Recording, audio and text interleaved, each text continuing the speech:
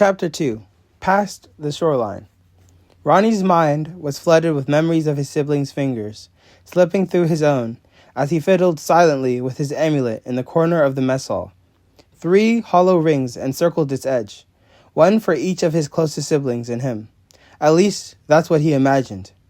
But he couldn't help but wonder its origin. The amulet knew only shadow, kept hidden from the others. He tried to convince himself he didn't need it. He had everything he ever wanted right in front of him, but now all of that was gone. His sister, his little brother, lost in the ranks of Latmay's army. As infantry, they would surely die in the war. Amidst the battle of 2 demons, 3 blind mice were sentenced to wander and perish.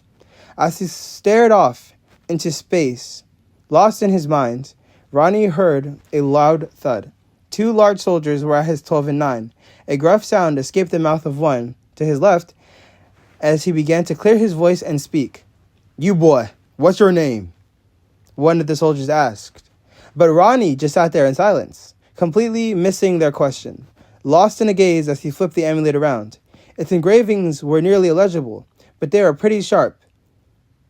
A wonder to the eyes as they circled around the rings that sat in the middle. The soldiers looked confused as they looked at each other and back at Ronnie. "Says here his name is Ronnie Shore, an urchin with a last name. How curious.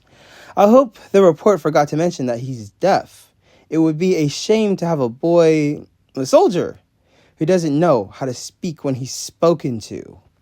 Ronnie jumped up and fumbled his amulet as he heard his full name mouthed. He looked up to see a well-dressed soldier amidst the 2 others that sat at the table with him.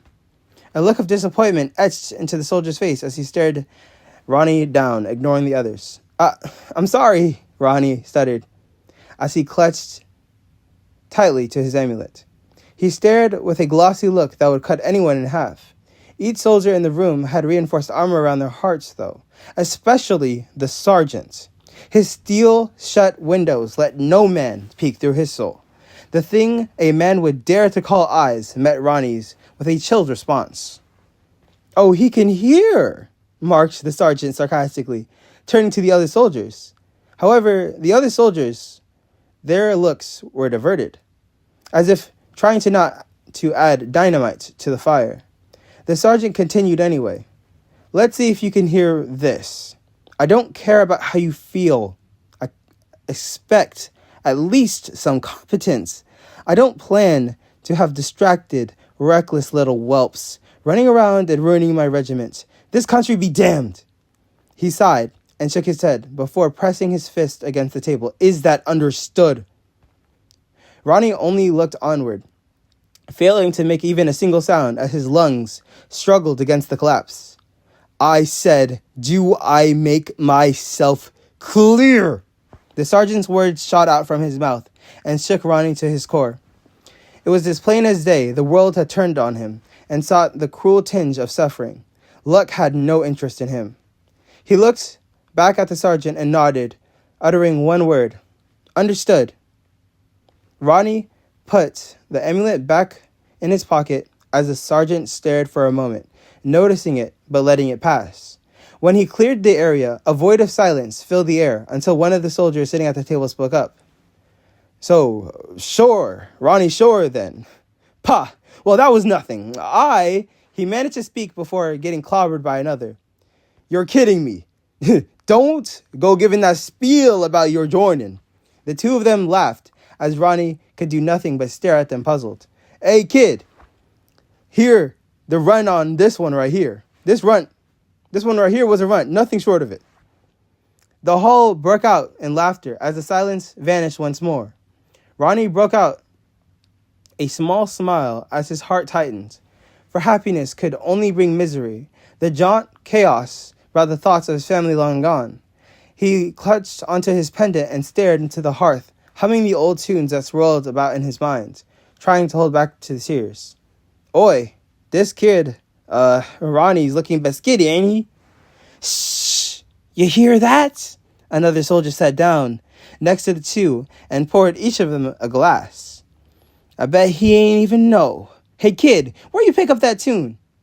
The soldier's face was bright, even against the shadow cast by the flame in his expression. Mr. My grandfather.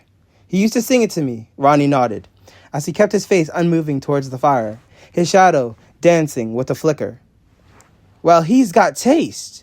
That song's the Song of Orion, the shield of heaven himself. Legends say he founded the whole nation of North, slew beasts across Mesis, fought off an entire army, and single-handedly ended the Soul Bond massacre. The soldiers slammed their drinks down on the table, while the others sighed and laughed at him. Again, Ozzy, you really gotta lay off these books. Life ain't all sunshine and rainbows. Ah, shut it, the lot of you. Ozzy took another swig before getting up. Orion saved my goddamn family, and he did it all with that shield. You're all just jealous because you never got to meet him, he exclaimed, but the two others just brushed him off. Well, yeah, he was blessed by a god at birth, no shit. Yerp. And born with the golden spoon in his mouth. Prince of princes, they called him, and the end to his nation. If he wasn't so pretentious, we wouldn't have to be here. People like us and people like him don't and won't ever live in the same world. The two soldiers lamented as they finished their drinks. Ozzy just sat there in a sad stupor, drinking in disinterest for the 1000th time that day. Only a sweet last drop of attention brought him back to his feet. Ronnie had turned away from the fire as he looked at Ozzy with a burning curiosity. There's a story behind the song? Ronnie slid off his seat and began to walk again. The weight of the world had slipped away into the shadows of his consciousness for a moment. Ozzy stepped back to reality, returning from his daze. Oh, yes, you said your grandfather sang it. Maybe he was actually there, fighting with the hero. A lot of older, even younger folks came down from Soban when it fell. It wasn't too long ago. How old are you? I think 10? About 10 years old. Yeah, it only happened about 11 years ago. So right about your age.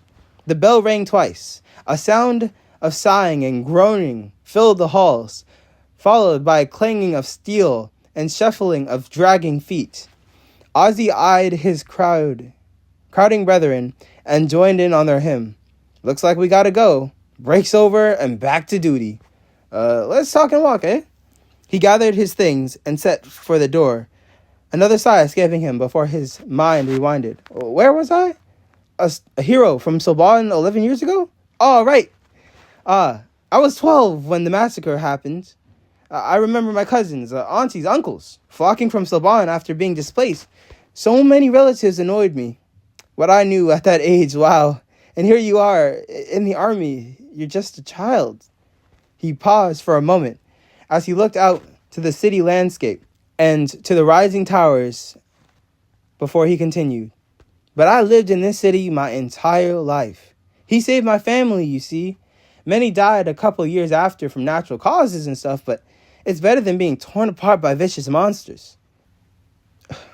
Ozzy stopped at his post and looked at Ronnie remorsefully for a moment. Bet your grandfather's a proud man. Seeing you follow in his footsteps, he opened the slide door and waved him off. Guess I'll be seeing you around, kid. He wished him good luck and shut the door. Ronnie felt an echo of silence pass among the busy crowds for a second before he snapped back to the present moment. Proud was all Ronnie could say. He said it over and over again. His grip tightened around his amulet bestowed upon him at his birth. He flipped it to the other side and pondered its content. Sure, it was written as plain as day. There was no denying it. In the end, he was not blood. Still, he must be proud of him. He was doing a good thing. He was going to help others, like his grandfather, like Orion. And yet his castle couldn't feel more hollow. It couldn't sound quieter, like walking in the direction you think is right in a maze. The short answer is too good to be true. And his grandfather's ghost provided no comfort nor direction. And as he turned the corner, a wall blocked his path. It was the sergeant, directing the men as they prepared to begin combat training. He grabbed a large warhammer and swung it over his shoulder with one hand as he looked down at Ronnie with a groan. "Where are you stationed, privates?" he inquisitioned as he split his attention. He commanded his troops to figure it out without him, with just a glance, and they understood it well. Ronnie swallowed as he breathed out, closed his eyes, and imagined himself standing slightly taller. I wasn't told," he said, and his eyes opened to see the sergeant's face wrinkle. So you weren't told. So you think Latimer is a joke? Our army's a joke? Not organized, the band of ruffians? You expect me to believe that, or... He let his hammer hit the floor. It slammed, startling the young boy, and the rushing dirt blew past each soldier. A stain reminded them who stood above them all. "You insignificant brat forgot. You failed to pay simple attention to this important detail. Do you know what happens to kids at war who don't pay attention? They die. Brutal deaths." Ronnie held his nose as he spun in the air. Blood blossomed from his nostrils. In a split second, the sergeant's knuckles collided with Ronnie's face, and he couldn't tell until he came plummeting down to the ground. With a great might, the sergeant swung his hammer to collide with Ronnie, but instead it swerved and curved around him as if it refused to touch him. It threw Ronnie off of his trajectory and landing him on his hands and knees as he quickly recovered off the ground as if he simply tripped. "How?" "Sergeant, sir, we got an emergency. There seem to have been reports of possible enemy movements down the southwest front." The sergeant sighed as he turned to look at his subordinate and answered in plain. "The reports of crows have been cleared. Can't you see that I'm busy here?" "Not crows, sir. Red cats." "Red cats?" The sergeant just looked at his subordinate concerningly for a second. It seemed as if for a moment a gear was turning in his head before his eyes widened. He closed his eyes and breathed in deeply. "You said the southeast front, right?" "No, sir. Southwest. Coming from the direction of Cresttown." The sergeant looked back at Ronnie and then back at the messenger. "Fine. Tell Messenger Till the scouts and the infantry in my unit are mobilizing southwest. The red-haired one over there injured himself while training.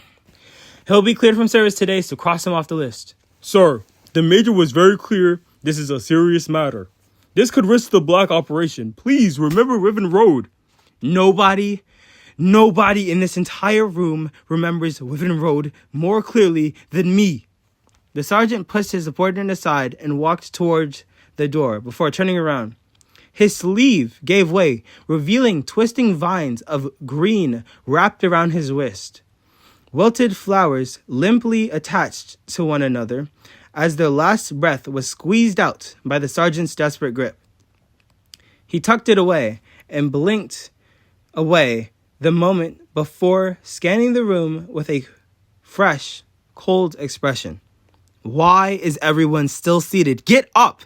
We are mobilizing to the southwest front. Red Hair, get the inventory organized and bring cloaks, clothes, potions, and any rations you can carry. I suspect we will be here for a while. Meet us at the first checkpoint and do not delay a moment longer." "Sir, may I accompany Private Shore?" Ozzy appeared from the shadows of the crowd, saluting and shaking in the sergeant's presence. He looked up and away at all times. The corners of his mouth stood outstretched. "Permission granted. If you fail to carry out this through, you'll be discharged. Now, soldiers, move out." The soldiers rose up at once to salute, marching out to prepare to leave. Ronnie sat there, still in shock of the moment, dazed out, staring at the door as the troops lined up and faded away. Ozzy slowly walked closer until he knelt down beside Ronnie, looking to see from his eye view. "Well, you certainly surprised him, kid."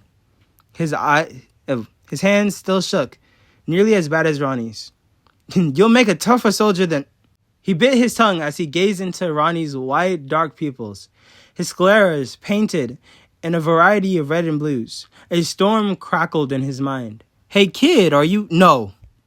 Just no." Ronnie looked at his hands as they shook with anticipation. A hunger for life clawed at him as he faced death once again, as if it were looking through windowsills of the city.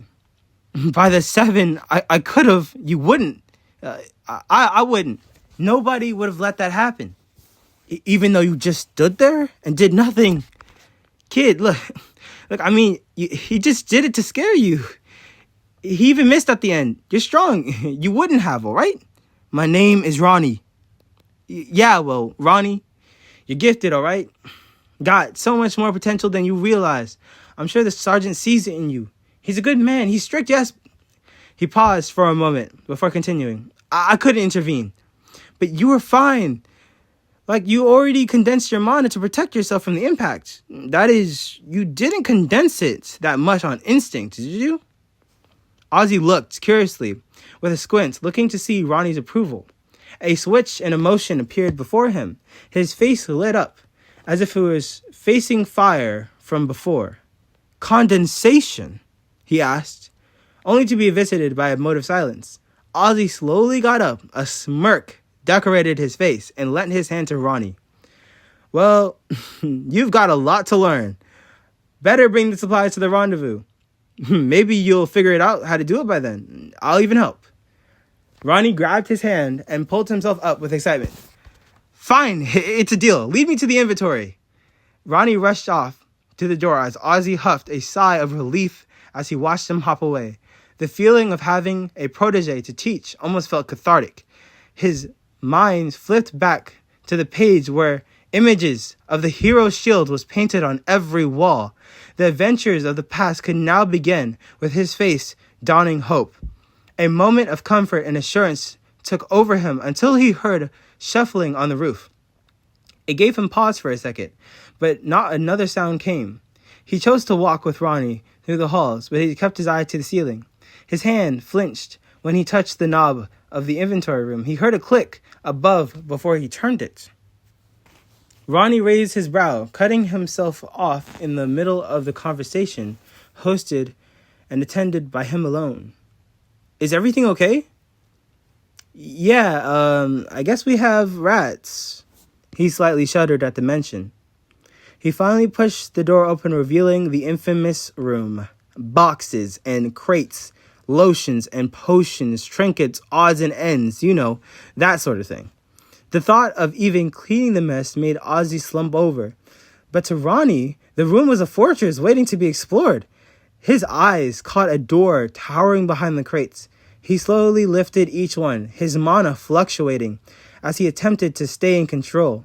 He stumbled through the hidden door and fell backwards. The room was a mess, with broken crates now, and barrels, blood decorating the walls, a small ferret in a corner holding onto a biscuit from the mess hall. He stayed quiet as he inched closer to the creature as it backed up in a limp. With Ozzy still organizing the main room, Ronnie wandered his mind as he tried to call the ferret. How exactly did a small thing make such a mess? He got closer. The beast ceased its hissing and fell in exhaustion. Ronnie cradled it in his arms, petting its vermilion fur with care, but he never made it back to the door. His mana fluctuated uncontrollably, its shape mimicking rings. A man stood in the alleyway of an unfamiliar street, in an unfamiliar shadow. The sun was on the verge of setting, its head falling into the blanket of the horizon as the star came to the peak, and so did his hunger. A empty pit weighed where his stomach used to lay, and his heart had already been folded its hand when the bet was made with the gods long ago. Yet even in the whole of night, a tinge of hope laid even for the sinner. He reached into his shirt and bore a pendant decorated with 3 rings. The second face had no expression, no name, yet that gave him warmth. He turned the corner and descended into a basement. Men and women bowed as he strutted down the corridor. His eyes were locked onto the door in front of him, and a deep breath befell him before he was brought to knock. "You may enter, Andreja." A voice lost in a range of pitches had shook the door, its famished capacity falling below possibility showed enough fear to fill it. Andreja pushed the door open to be met with a man in front of him kneeling over a doll in a flushed, sick expression, surrounded by a lush garden painted with viscous red liquid. His tears sank into the endless fabrics of the effigy as his arm pulled tightly onto a steel rod buried into the ground, holding onto it for support. His gaze rose from it, and Andreja's gaze was reintroduced to the ground. "Tell me, what has he told you?" Andreja nodded, and as he held his hand tight behind his back.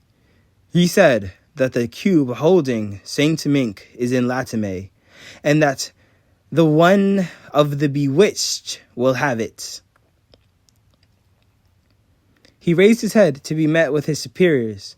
Only an eye looked back at him, crimson and flourishing with life, while the other had faded into a black void, taking half of his face alongside it.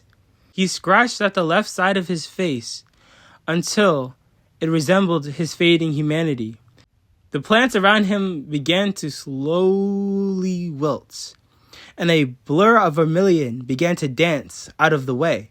It caught his eye for a moment before he closed it. The red ferret scurried its way to the surface. Heavy-footed, Andreja turned his back and gave chase in a desperate bid to feed his hunger, an act of instinct he would sorely regret, for in a second he was nothing but a mess on the floor. The man stood over him, impaling him with a crystalline spear into his arm. "Let the rat run to his master, as you should heed yours. For when he descends upon the walkers, they will lead us to the saint in turn." Another swift motion of his weapon, and the man was knocked out cold again. Ronnie awoke horseback, screaming as he saw the rays of the sun fall upon him. He was straddled behind Ozzy, who was booking his way to the southwest camp until he froze his horse in the commotion. Ronnie caught his breath and felt the red polecat curl around his neck, basking in the glow. "Kid, you're finally awake. Oh, thank the gods." "Thought you were dead. Passed out in a pool of blood, you arse." Ozzy laughed as he covered his eye and began to breathe in deeply. "Oh man, boy, you have no idea. What happened? Where are we? You found one of the red cats. A misleading name, I know. It must have worked up some magic on you. Going to the sergeant to deliver what needs to be delivering and to fix up you, but it looks like you got it handled." He motioned to his horse that it was okay to resume motion. Ronnie held on to the sleeping polecat with a tinge of confusion. What was it that he just felt exactly? When they arrived at the post, the situation was way worse than they could have imagined. The sergeant stood with his hammer slugged over his shoulder, towering over the broken living, freshly dead, and the rows of dead long past. Two others stood before him, a man and a woman. Their armors donned a familiar ensign, foreign to the land. The sergeant tried to turn his back to them, but the woman followed his every movement. He eventually took the packets of medical supplies off the horse without a word to either of them. Only a look of relief fell on his face as he made his way across the field. Ozzy spared no second either. His mouth was left agape for only a second as he immediately searched the field for his friends. He found two soldiers who were sitting with Ronnie earlier that day, barely alive with wounds that resembled no weapon. They barely had the strength to laugh at him even after the healing potions took effect. The woman began to berate the sergeant. "We can keep trying to hide the truth, but we know about your operation. Why are there dead people resurfaced out here? I'll remind you, undead soldiers are in violation of the war pact." The sergeant only squinted and stayed silent. Ronnie just looked onward at them, both expressionless, studying the sigil that lay upon their armor. The twin blades wrapped in the chaos of nature, hiding away the comfort of the sun just behind them. An image he could not put his finger on, but he knew it. One of the soldiers caught his stare, and that of his small red companion. "Hey, Captain, this kid found Misty!" The weasel leaped into the air and fell into the soldier's arms, burying into his armor. The captain turned her gaze in surprise. She seemingly dropped all thoughts in her mind for just a second and ran over. "How can this be, Xavier? Misty," she picked up the red cat and held it for a moment, nearly crying. Who are you, boy?" "Ronnie Shore." "Ronnie?" She stepped closer and looked at him in confusion. "Huh. Sergeant, is this your soldier?"